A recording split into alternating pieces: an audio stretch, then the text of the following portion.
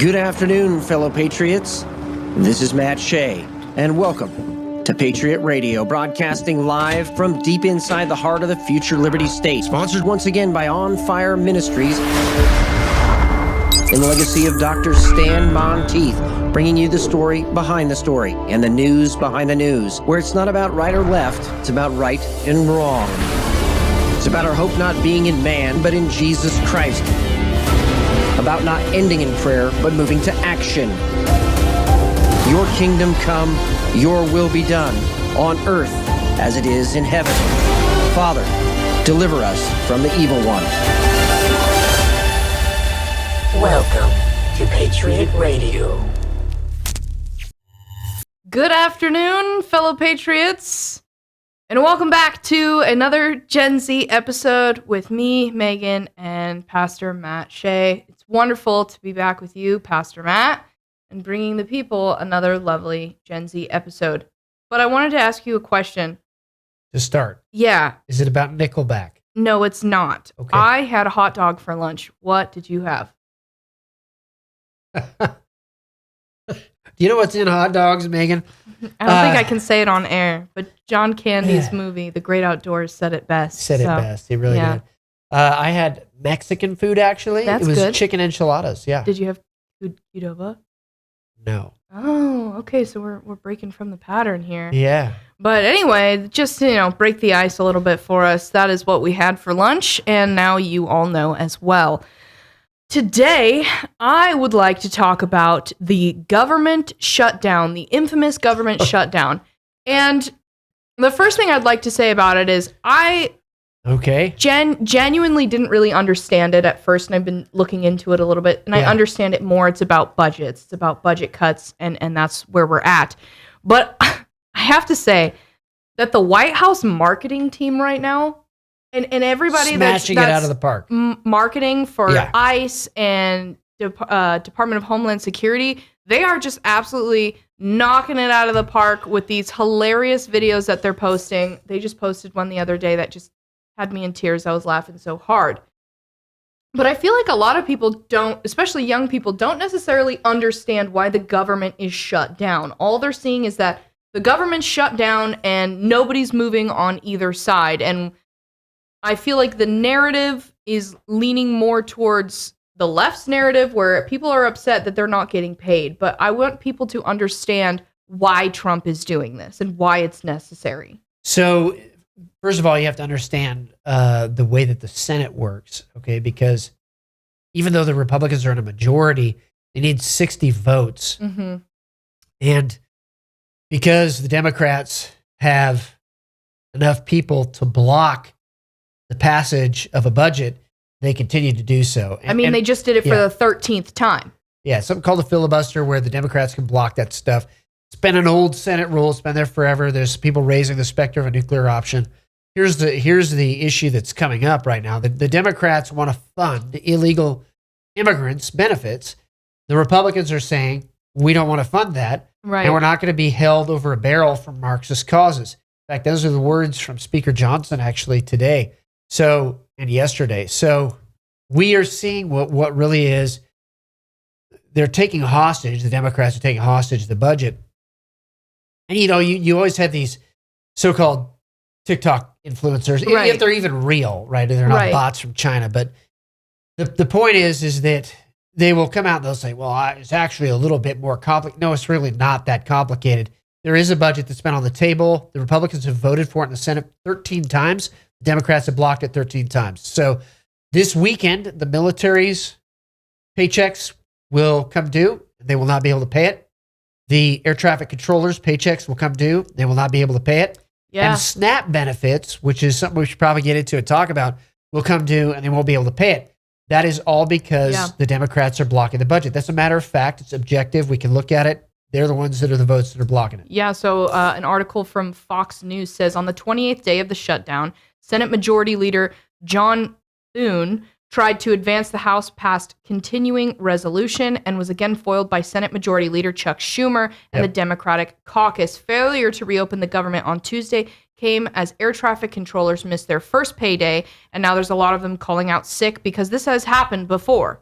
if you didn't know that. The military is set to miss its first full payday on Friday, and there's the looming cliff for federal nutrition benefits on Saturday, the same day as open enrollment begins nationwide for Obamacare. So there's a lot of things that are federally funded that are currently shut down and will continue to shut down if this standoff does not resolve itself or the Democrats don't move in their positioning.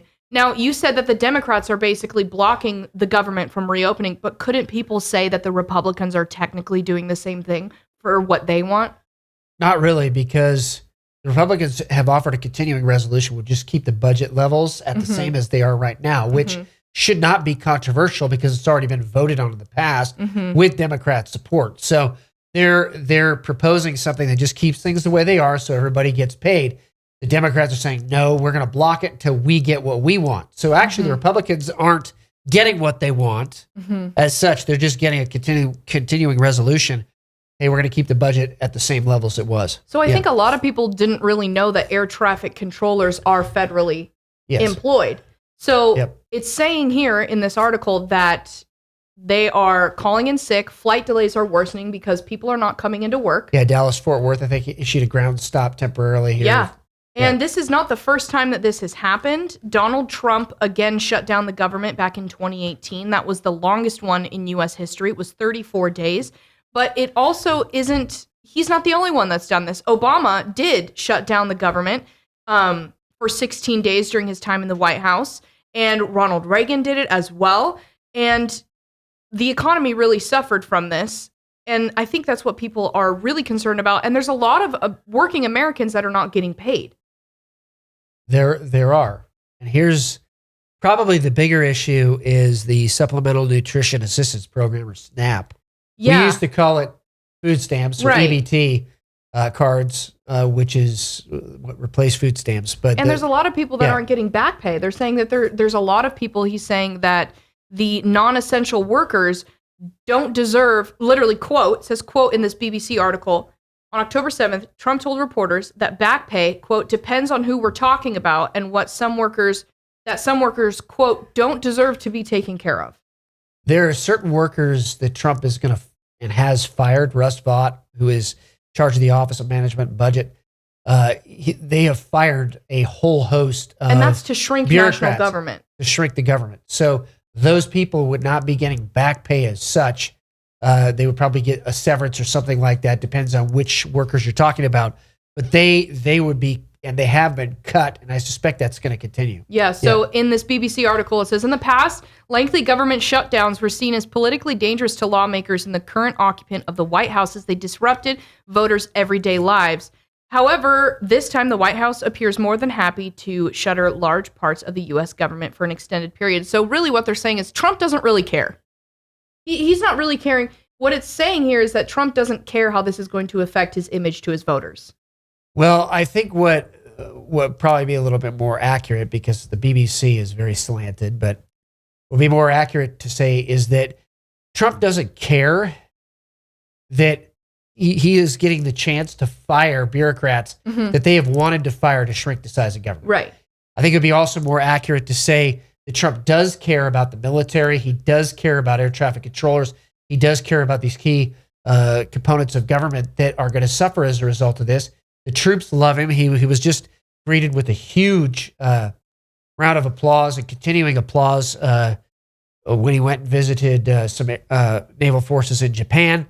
So we see, part of this spun from the legacy media. The reality is voters are seeing through what the Democrats are doing right now. Exactly. And there are actually left-wing unions now calling for the government to be reopened and putting pressure on the Democrats now to reopen their traditional base. Right. So we're seeing actually Americans saying, hey, enough is enough. The Republicans have offered a solution. You guys are not going to fool us.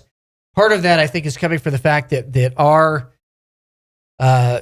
legacy media, it cannot compete with alternate media, right? X and all of these other things that are allowing the truth to get out. Investigators, I think it's really important. But, I think it's interesting, how these articles kind of spin it. And I'm just what I'm doing is Right. I'm reading it. I'm kind of playing on the other side, kind of seeing, from Right. their perspective. This is how most people, when they read these things, they're like, well, Trump doesn't care. Right. But there's more to it than he just doesn't care. And to explain a little bit more about why the government shut down, they could not agree to pass a bill funding government services past October 1st when the federal budget expired. Congress must agree on the spending plan to send to the president to sign into law. Republicans currently control both chambers of Congress. They need the 60 votes to pass the spending bill.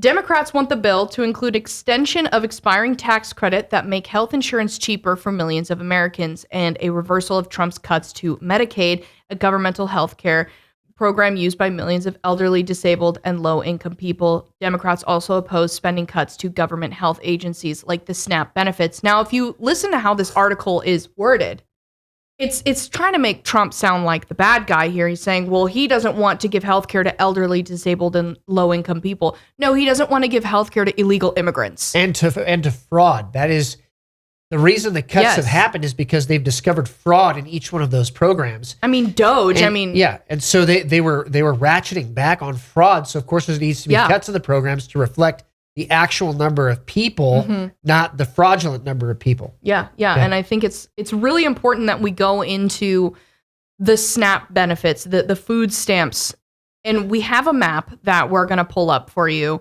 that's going to give you an idea of where SNAP benefits are most prevalent in the United States, and it's going to show you exactly how many Americans and non-Americans, illegal immigrants, are on food stamps, federally funded money, so that they can just eat, so they can put food on the table. And I'm not saying that there aren't people out there that genuinely need it, because there are.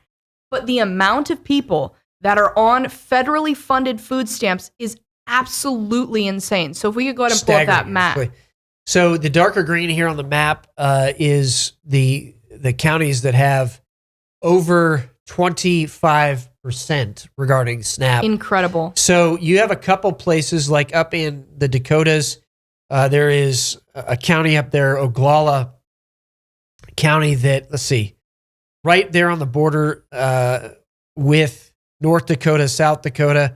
Then going down a little bit farther, you see a lot. Oglala Lakota County, which is on the border of South Dakota and Nebraska, has 46.6% of its residents Absolutely incredible. on SNAP benefits, on food stamps. So you also see down in the South, you'll see a huge belt of counties down in the South as well.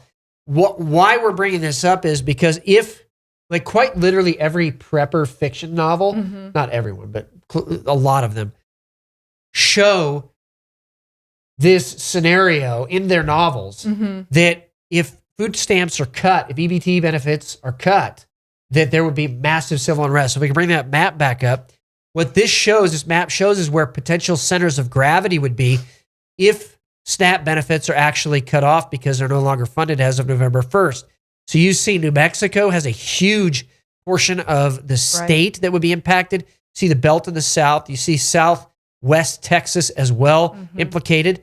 The upper Appalachian Mountains implicated. And then those parts of North and South Dakota.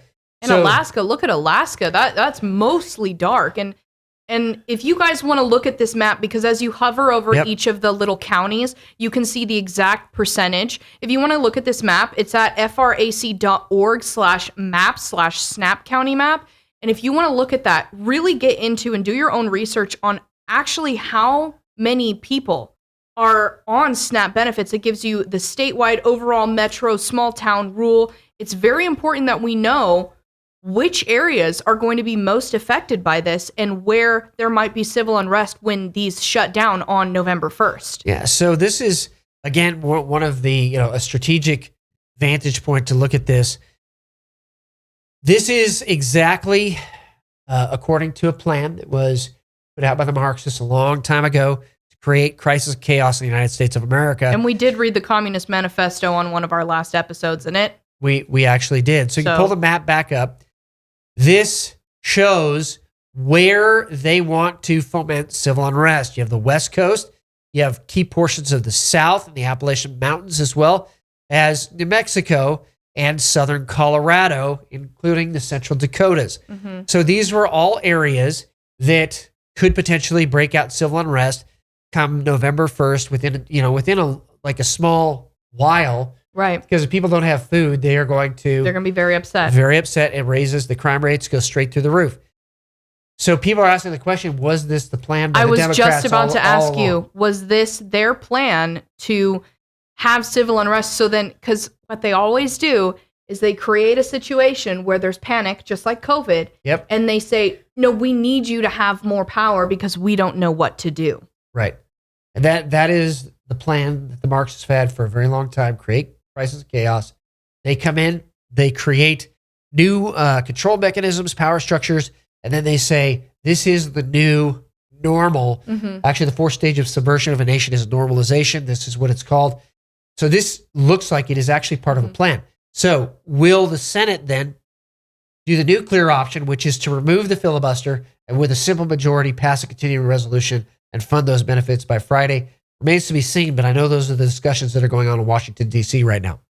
And when we come back from the break, I'm going to be asking him a question about how this could possibly tie into things that we saw with the No Kings movement. What if I told you could convert your 401k or your IRA into gold?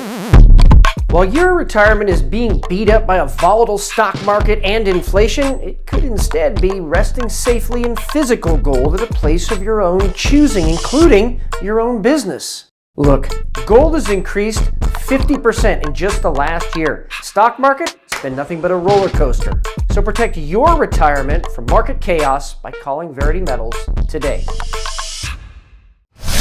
So last week, I did a briefing and I talked a little bit about the No Kings movement, and I got quite a bit of pushback on that from people online. I would just like to say that. And you know what? People get triggered by the thumbnails and the titles of these episodes without even watching what I'm actually saying.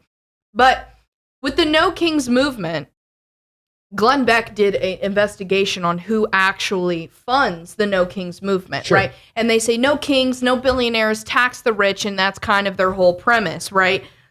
But if you look at who funds No Kings, it's billionaire corporations and billionaires in private operations.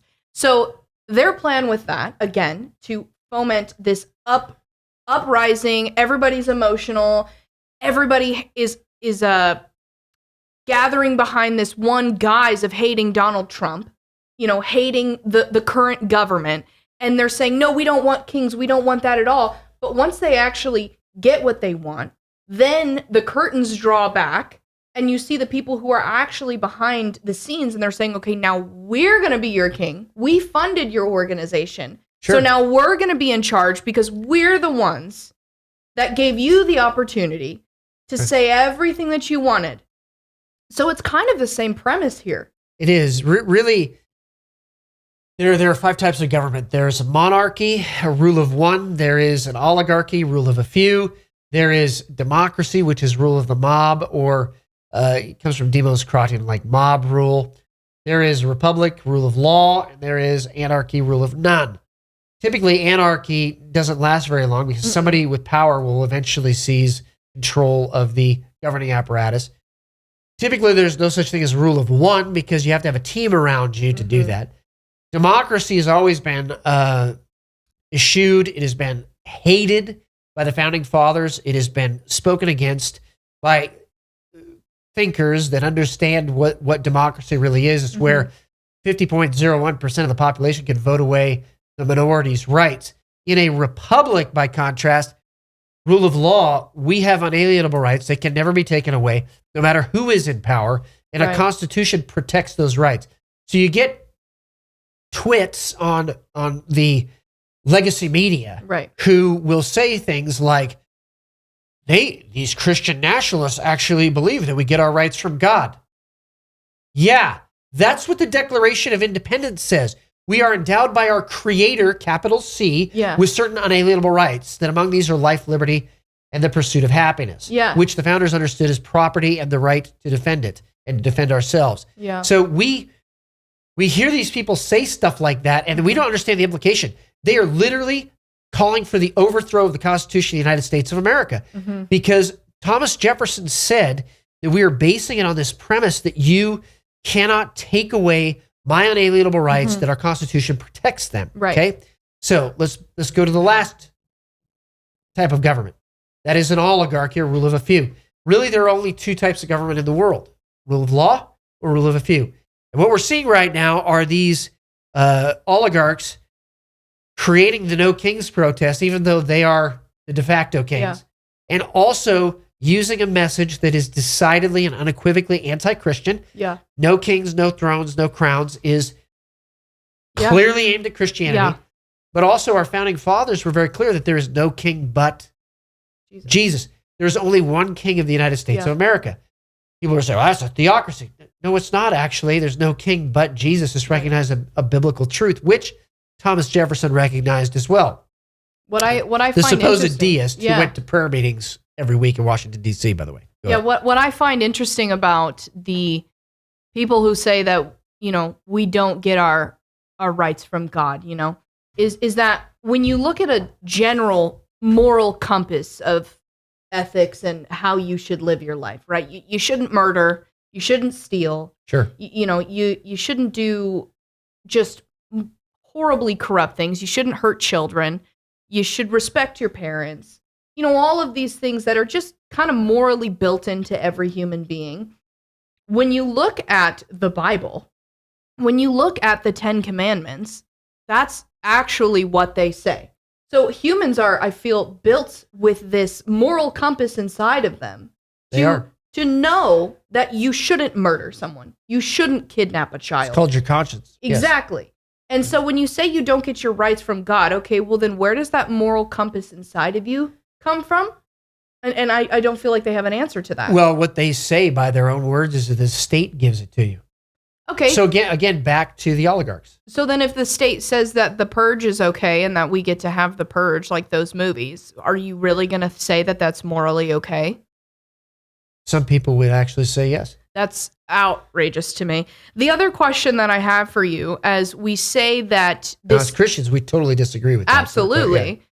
And as we say that this is a republic, this isn't a democracy, why does everyone say that the United States is a democracy then? Because they're illiterate and they have not read their history, just to be very frank with you. Okay. Part of it is you cannot find the word democracy in any of the 50 state constitutions, but I can find the word republic in our U.S. Constitution. In fact, we are guaranteed a Republican form of government. Isn't it a democratic republic? Fact. Isn't that what they call it? They will try to say that. They'll try to say it's a representative democracy, etc. The founding fathers said we are not setting up a democracy. We're setting up a republic. They even wrote it into the Constitution that we are supposed to have, and we are guaranteed a Republican form of government as a constitutional protection of people. So when they say that, again, it's illiteracy. It's the rewriting of history or the attempted rewriting of history. The fact is, with alternative media sources, we can get the truth out on this stuff very clearly. You can look at the founding fathers' writings. In fact, there's an entire book set that goes clause by clause through the Constitution, shows every speech and every document that references that part of the Constitution. So we have no doubt what the founding fathers meant when they wrote something in the Constitution based on their debates and voted on it. Yeah. And I think, we should all read those things and be aware of what the government that our founding government actually meant when they wrote those things. I think that's very important as Americans when we go out and vote, because everybody should vote. Everybody vote November 4th. Go do that. But as we bring it back to the SNAP benefits, I want to go back there because I think it's really important that we see who exactly is getting the most amount of government-funded food stamps. This is key. Now, I feel like I'm going to be called a fascist when we bring this up, but I'm not a fascist. I've looked into the definition of fascism. I'm not trying to exterminate an entire race of people, okay? But I do believe America should be first. Americans should be first in the country of America. And I don't feel like that's a fascist statement. I feel like if you live in Germany and you're Germans should come first. I feel like if you live in English citizens should come first. In any country around the world, your citizens should come first. Now, that we've established that I'm not a fascist, can we please bring up this lovely graph that shows us who exactly by ethnicity is getting the most SNAP benefits in America. Folks, take a look at this. So the top 5, 3 of them, the top 3 are from Islamic countries. Okay. 2 are from the Caribbean. Oh, praise That's God. interesting. And you keep going down the list, you see more from the Caribbean, Puerto Rico, Cuban, and you also see more from Islamic countries. Arab countries, Bangladesh, Morocco. Wow. So these are the percentage of households receiving SNAP benefits. We have to ask ourselves a question. Why are people coming into this country if they're not going to be able to support themselves in 6 months? Yes, there should be a transition time for people that are legally immigrating into the United States. But I don't see on here are Ukrainians. Wow. Or Slavics. Wow. That tells me something actually pretty profound. And I wonder if those numbers are out there or available. We should do a little bit of research to see if we can find that. But my point is that this also doesn't show illegal immigrants on here as well. And according to a couple of statistics, 59% of all illegal aliens are on food stamps. So you have that in addition to this. This is probably maddening for a lot of Americans who are working very hard every day, paycheck to paycheck. Yeah, it is. And when we come back from the break, I just looked up how many Ukrainians are on SNAP benefits. What if I told you could convert your 401k or your IRA into gold? While your retirement is being beat up by a volatile stock market and inflation, it could instead be resting safely in physical gold at a place of your own choosing, including your own business. Look, gold has increased 50% in just the last year. Stock market, it's been nothing but a roller coaster. So protect your retirement from market chaos by calling Verity Metals today. In an interesting turn of events, as I have just Googled how many percent of Ukrainians are on SNAP benefits in the U.S., the very first thing that pops up, it says there is no specific data available on the percentage of all Ukrainians on SNAP benefits. Now, they're saying that it's because being granted in less than 365 days of humanitarian parole, the policies make it difficult for them to get on SNAP benefits. Now, if you go right underneath that, this is just Google, okay? The first article that comes up from PolitiFact says, who gets food stamps? Why a viral chart misleads about SNAP benefits. It says that 89.4% of SNAP recipients were born U.S. citizens, meaning that less than 11% of SNAP participants are foreign born. I don't know how much I believe that, because like you said, 59% of all illegal aliens are on food stamps. Right, but that would be 59% of the 11% if we're going with their statistic, right? But and what's also interesting to me is that the top 5 ethnic groups receiving food stamps are not American. Yeah, those don't seem to match, do they? Aren't government-funded programs supposed to go to American citizens? We would think so, yes. So why aren't they? Or those that are transitioning to become American citizens legally, yes. So why aren't they? Well, that's the whole point, I think, behind what's the argument on the Democrat side is that we should be giving benefits to illegal aliens. We should be giving benefits to all people. Do any other countries? No, of course not. Do any other countries in the world give benefits to illegal aliens? Mexico enforced its immigration policies harsher than the United States did for years. So what happens to an American citizen when they go to Mexico? If you overstay your visa in Mexico, just test that out and find out what happens. Or any other country, what happens? You're immediately deported. So why do they expect America to do that? Because this is part of a globalist plan to move populations into Western countries, particularly so those Western countries collapse from within. The Communist Manifesto, Chapter 2 says to abolish all nations and borders. That's exactly what they're trying to do with this. I just don't understand. That's why the Irish are like Ireland for the Irish. We have a country for the Irish. It's an ethnicity. Why are you not allowing our ethnicity to have a country because everybody else is? Go back to Somaliland or go back to Somalia or go back to Algeria or Morocco or wherever. Just go back home. You've got your own country for your own ethnicity. That's okay. Yeah. But what do you say to people who say So they that say, white well, people no, we don't don't have wanna a go- culture? Because that's a running narrative as well. Is Yeah. that white people don't have culture? Because America is just a So- smorgasbord of people who came from Europe. well, tell that to the Norwegians or tell that to the Swedish. Tell that to the Russians. Well, people say it all the time. Right, but you hear it, yeah. Doesn't mean it's true. Why do they say that? Because they want to obliterate the ethnicity of people in the West. Regardless, what about the Czechs? What about the Poles? What about the Germans? What about the Italians? They want to obliterate the ethnicities of the West so that they can conquer it, so they can take it over, they can obliterate it. Because Western civilization is the greatest obstacle to the globalists and one world government, one world economy, and one world religion. And this is their words. Mm-hmm. You can read their documents, you can read their speeches, you can read their quotes. Right. They're the ones that are worried about Christians, particularly in Western civilization.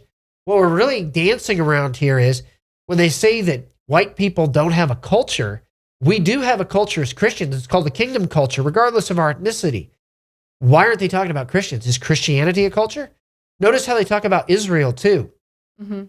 So it's like there are certain cultures that shouldn't exist, Right. which is actually the very definition of racism. Although there's only one race, the human race, I would say it is the very definition of hatred toward another Yeah. ethnicity. Yeah. So my question would be, is if they succeed in this globalist plan, what exactly would happen? Like, what would there just be war everywhere? What exactly does For a that period- look like for them to succeed? For a period of time, there would be global war. Yes, that is what they want. Just like with World War I, they came out with the League of Nations afterward, which was an attempt at one world government, one world economy. Just like after World War II, they came forward with the United Nations and one world government, one world economy. Yeah, the United Nations has since even pitched one world religion and had their own 10 commandments that they drafted at the COP in Egypt. Alex Newman has put That's a bad. bunch of different shows out on that. But this time they want World War III so that they can finally implement this. So what it looks like is crisis and chaos for a period of time, and then they will come forward with control mechanisms and whatever leader they've handpicked to bring us through that. But really, it's just the front or face for the oligarchs. Yeah, so bringing it back to the government shutdown then, the Democrats blocking the government reopening, would you say that that is part of this whole globalist plan? It looks like it is part of the plan to create chaos and crisis, yes. Because- Going into the winter, specifically going into the winter, but going into 2026 in the run-up to 2028. Because as you talked about with the No Kings movement, one of the heads there, Ezra Levin, he is an architect of color revolutions. He is somebody that's what he does. Right. And there are very clear indicators that Indivisible, which is the largest protest movement in the United States, but really is the political arm of the Marxists in the United States, is trying to foment a color revolution by 2028. In fact, they've picked a color. Thought it was going to be purple, but they actually picked yellow. So the color of piss and cowardice is what they chose. Love it. And so it's very easy to kind of deconstruct that. But the point is they want to overthrow the United States of America and the U.S. Constitution. They claim that Trump is acting like an authoritarian. Trump is just upholding the Constitution of the United States and protecting the United States from its enemies and trying to bring prosperity back to its shores. Most Americans are figuring this out. Yeah. Oh, and by the way, that the election system Is fraudulent. had some significant irregularities, fraud going on inside of it, and that those things need to be reformed as well going into 2028. So this is where the fight's going to be. In fact, these groups, loosely affiliated, have called for a general strike in 2028, which is one of the key hallmarks of a Marxist revolution to try to kick it off. Wow. So they're signaling exactly where they want to go. Americans need to be wise to this. Christians need to be wise to this. And pulpits should be aflame right now, Right. being the moral compass for the country. You know, what I think is interesting, I don't think the American people have seen a president uphold the Constitution quite as fervently as Trump has Right. in a really long time, which I think is why this is so shocking to so many people. Because we haven't seen a president in a long time hold fast, hold hard to the policies of the founding fathers so fervently. Right. Like we really haven't seen that. I haven't seen that in my lifetime. And I think it's shocking. You're like, whoa, what are you doing? But people don't realize that this is what we were founded on. This is how we were founded. And we all as Americans are called to a decision point right now that the Constitution says it's the supreme law of the land. Mm-hmm. Okay, so if you come into the United States of America and you say Sharia law is the supreme law of the land, You're out. or Allah's divine law, then you cannot be, by definition, American. So you should not be able to come into the United States. In fact, when you fill out immigration paperwork and naturalization paperwork to become a citizen, it asks you questions about your sympathies. It asks you questions about your connections and links to organizations that would seek to subvert the Constitution by supplanting it with something else. So for those that would say that Sharia law is supreme, they cannot by definition be Americans. For those who would say that the United States Constitution needs to be overthrown and communism needs to be implemented, they cannot by definition be Americans.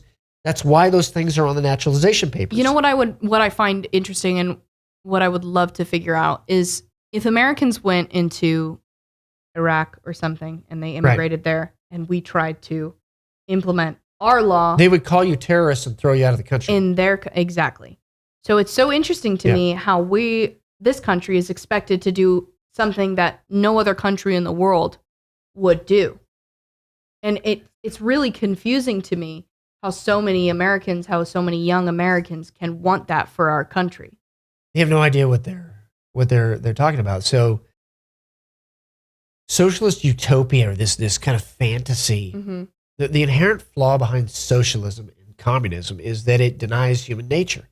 Right. So Christianity, as even the atheist communist Chinese admitted in one of their studies about Western civilization, was that Christianity and the values of Christianity is what gave rise to the West and what made it so strong and so powerful, because it allows the most prosperity for the most people and it provides a moral compass for a stable society. Yeah. Period. Even if you disagree with beliefs, it still provides a moral compass for stable society. Where that comes into a clash is where people try to say that the Constitution of the United States is somehow a suicide compact, that we should let in belief systems that seek overtly the overthrow of the Constitution. That obviously was never meant to happen, which is again why those questions are asked on immigration and naturalization paperwork. Yeah, and I just have one more question, and I feel like it relates to talking about how Trump is, really, cracking down on running this country constitutionally. There have been talks of Trump running for a third term. Yes. My inherent reaction to that is no, that's wrong. Because I've been told that presidents get 2 terms. Right. Do you know which president resulted in that constitutional amendment? A Democrat. His name was Franklin Roosevelt, who ran for 4 terms. So let's not try to moralize regarding Trump too much. So why did he run for 4 terms? Because he ran for 4 terms, or he won? He won 4 times. He served 3.5 terms. He died partway into his 4th term. And then why did they make that rule then? Because he did that. Because it had been a tradition in America to only run 2 terms, to only be elected to office twice. So then do you think that this is wrong? I think what Donald Trump is doing is trolling people about this. In fact, he came out the other day. There is one way. Because he told reporters on Air Force One, he said, I have my best numbers ever. I would love to do it. Yeah. So, but then he followed up.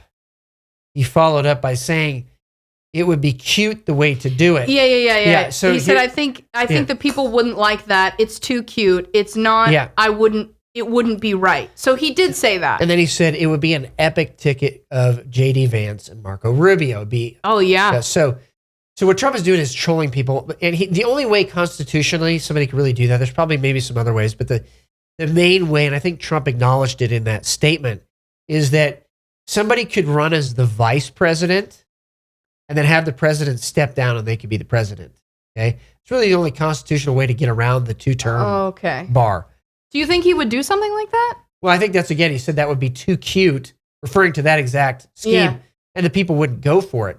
So that's why he said, J.D. Vance, Marco Rubio. So it's so 2028. interesting how people are spinning this, and everyone's up in arms, especially the liberals, saying, Donald Trump's planning to run for a third term. I'm like, okay, well, how about we actually look at what he said? I think they're trolling the No Kings movement. Is what I think he's doing. Honestly, that would make a lot of sense. Yeah. Most of the White House's social media posts lately have been trolling. I mean, talking about this video that they've posted, talking about the government shutdown.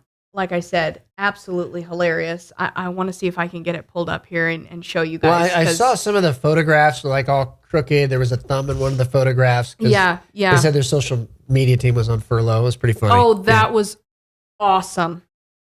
So with this, the serious nature of what's happening with the government shutdown is to try to cause instability in the military and instability in areas that are high SNAP benefit or beneficiaries. That's insidious. It's evil. So the Senate does have a solution, possibly, if they go to the nuclear option. A lot of people don't want them to do that, but some people, actually Democrats, have now called on them. John Fetterman, Democrat, has called on them to do that. So to reopen the government. Yeah. And I think really the biggest concern is for the people that aren't getting paid. I think it's also the biggest concern is for people that are flying over the holiday season. Are your flights going to get shut down because they don't have air traffic controllers? I mean, people are, they're fed up. They are. And when we come back from the break, hopefully we can show you this lovely White House shutdown video. What if I told you could convert your 401k or your IRA into gold? While your retirement is being beat up by a volatile stock market and inflation, it could instead be resting safely in physical gold at a place of your own choosing, including your own business. Look, gold has increased 50% in just the last year. Stock market, it's been nothing but a roller coaster. So protect your retirement from market chaos by calling Verity Metals today. So the last time that Trump shut down the government, which began late December 2018, lasted 35 days, the longest in history. It brought about a lot. It was brought about by the disagreements over the funding of the wall on the Mexico border. And it ended in part because large numbers of air traffic controllers who had been working for a month without pay began calling in sick and started, and that's also started to happen during the current shutdown. So that's one of the biggest, and along with the SNAP benefits. Right. Now, I'm being told that we have the video that I want to show you guys because their marketing team is absolutely slaying it. So go ahead and play that video. The entire government will be shut down until further notice. I'm sorry, I just started hearing really loud circus music in my head. What did you say? How long will they be closed?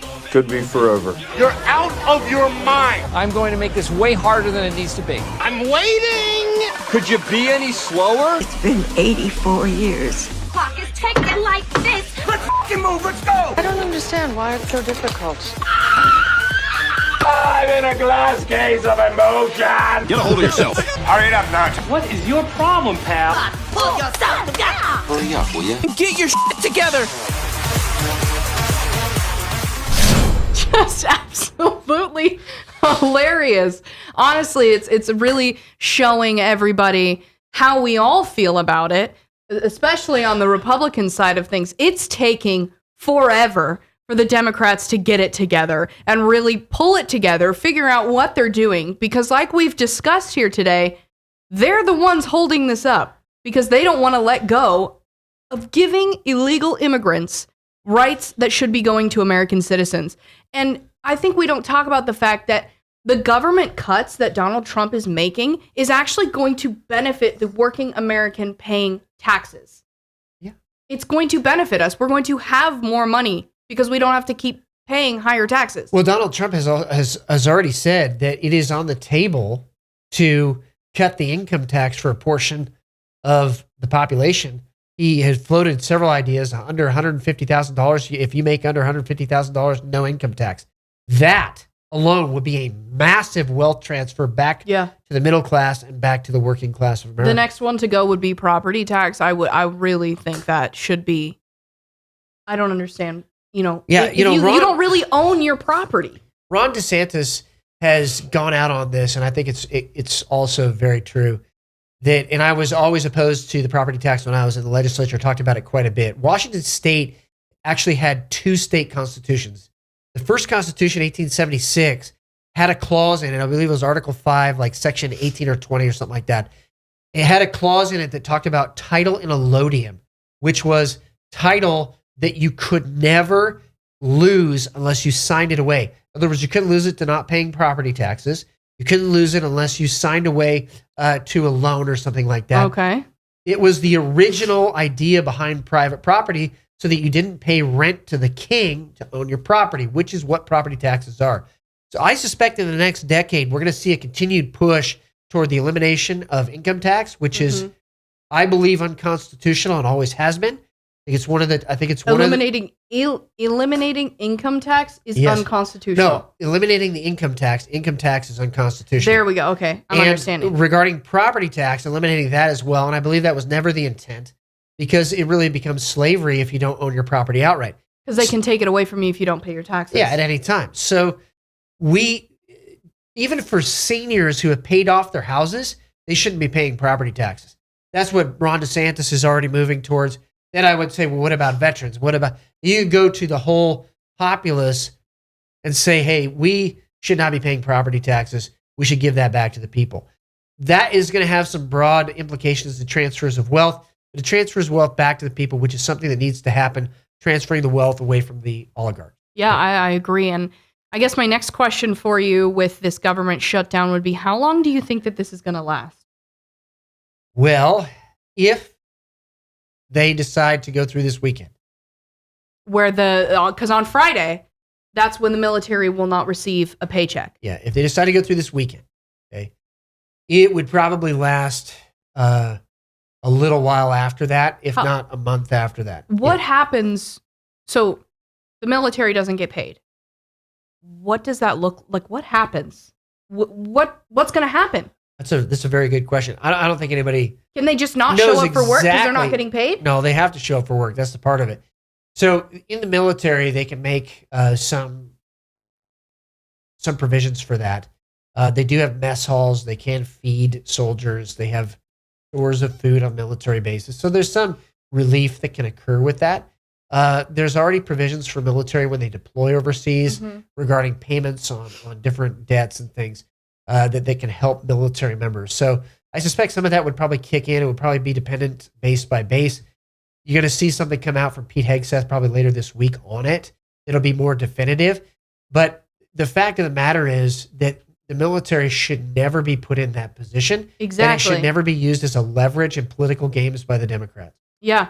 So I know that. So we're asking what government services have been stopped and which are carrying on. Border protection and law enforcement staff, immigration and customs enforcement, ICE agents, and in-hospital medical care workers are expected to operate as usual. However, thousands of flights have been canceled or delayed because of shortage of air traffic controller who are also expected to work without pay. Thousands of government employees deemed non-essential have been furloughed, temporarily put on unpaid leave.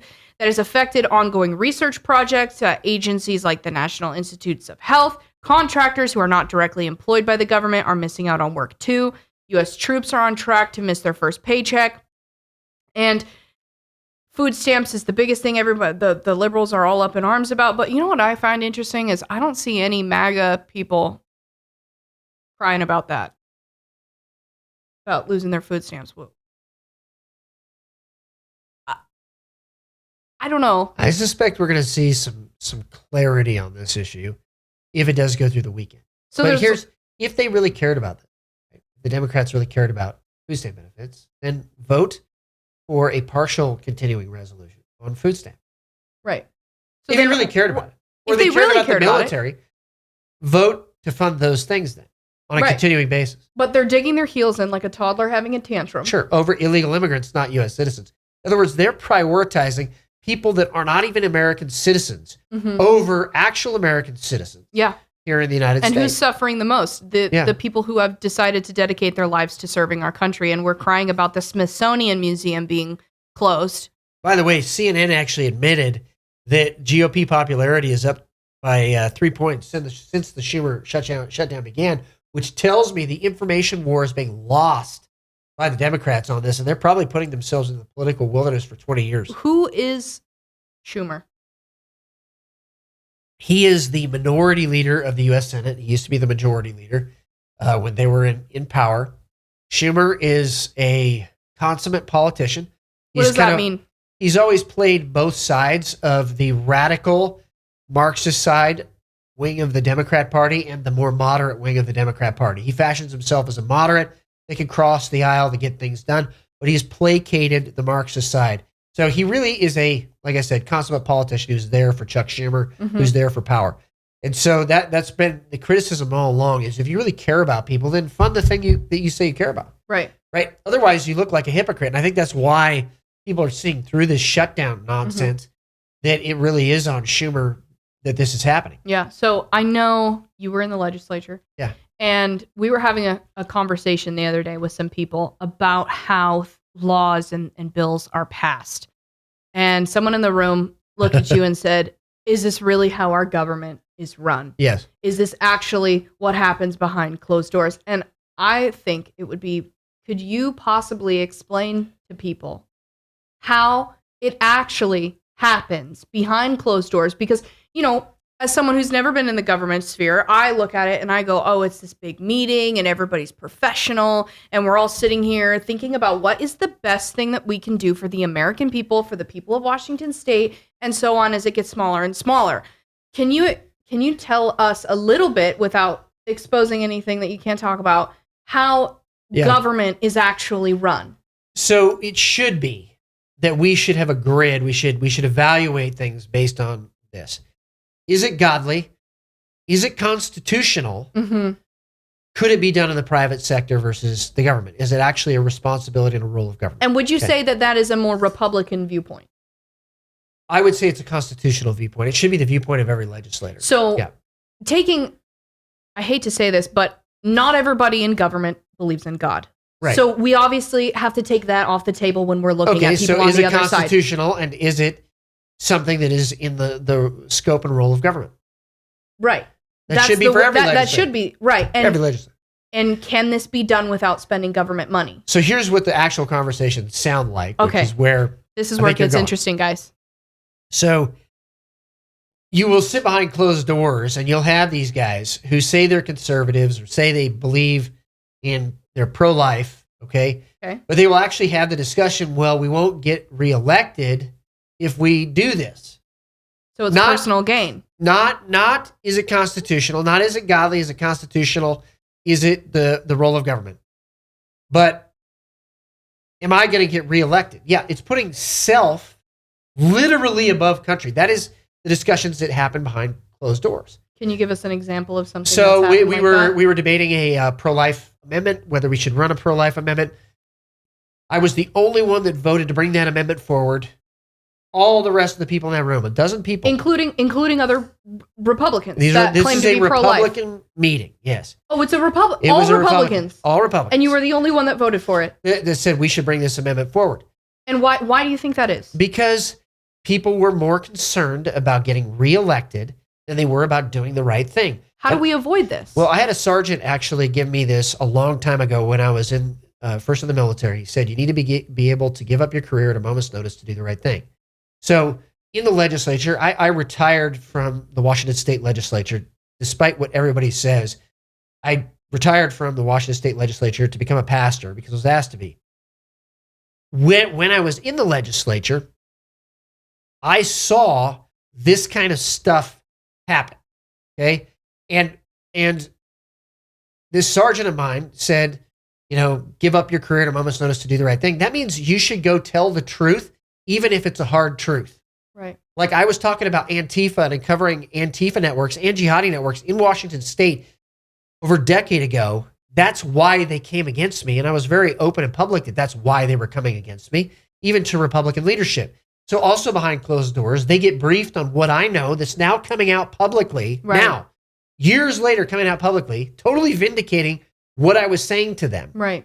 Where they were saying, well, we can't really talk about this publicly because we might not get reelected. In another example, one of the largest gas taxes increases in state history, we're sitting closed doors. And I had the votes to block it. Mm-hmm.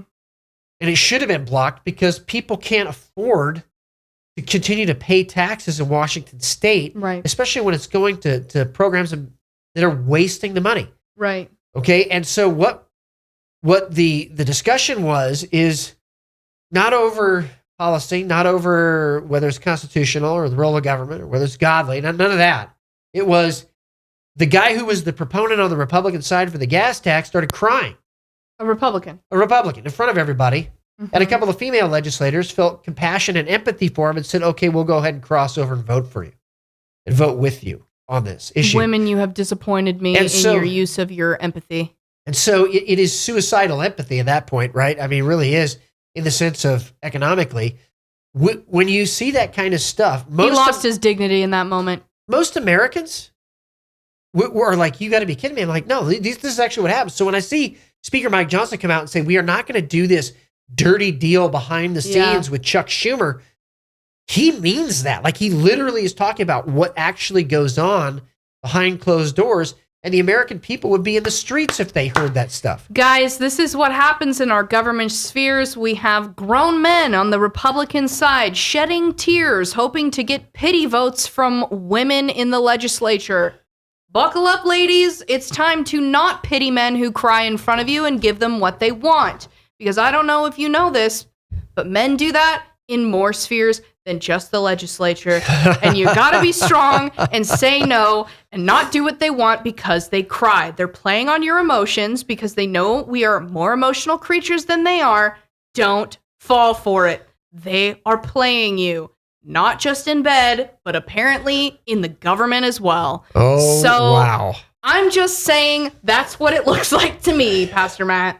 And that's unfortunate for the United States if that's really how we run this government. So what can you do? Please vote. Vote Please. for people that are honest, transparent, that are willing to fight for everything that has made this nation great, that are willing to stand on truth, even if it's uncomfortable, even if it means they might lose votes for doing so, because those are the Americans that we want leading this country to take us into the new season that God has for the United States, but also so that our kids and our grandkids can live in peace and prosperity and freedom. Amen. And if you are a Christian and you are not registered to vote, step up, guys. We need to utilize the power that we have, and we need kingdom people in government, because government is all over the Bible. And if anybody tells you that Christians can't be in government, they're wrong. Read your Bible. Thanks for joining us today on Patriot Radio for this roller coaster of a conversation, but it was amazing. Wow. Have a good day. Love you all. Bye. Keep up the fight.